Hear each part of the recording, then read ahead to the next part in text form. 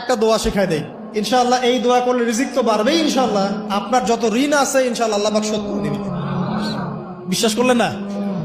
এই দোয়া শিখাই দিচ্ছি, এজন্য আমাকে হাদিয়া দেওয়া দরকার, স্পেশালি আমাকে এখন হাদিয়া দেওয়া দরকার। এটা গুরুত্বপূর্ণ দোয়া শিখাই দিচ্ছি। আলী রাদিয়াল্লাহু আনহু বলেছেন, কোন ব্যক্তির যদি পাহাড়ের সমানও ঋণ থাকে, এই দোয়া যদি আমল করে আল্লাহ পাক ওই ঋণও শোধ করে দিবেন ইনশাআল্লাহ।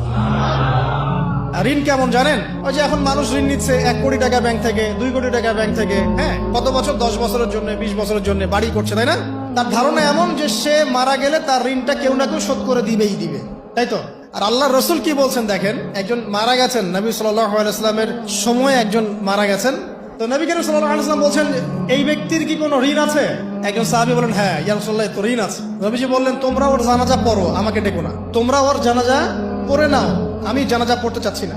আমি এখন কেমন করে আপনাকে বুঝাবো ঋণ কত ভয়ঙ্কর জিনিস? আপনি যে ব্যাংক থেকে 3-4 কোটি টাকার লোন নিয়ে রাখছেন, লাখ লাখ টাকা লোন নিয়ে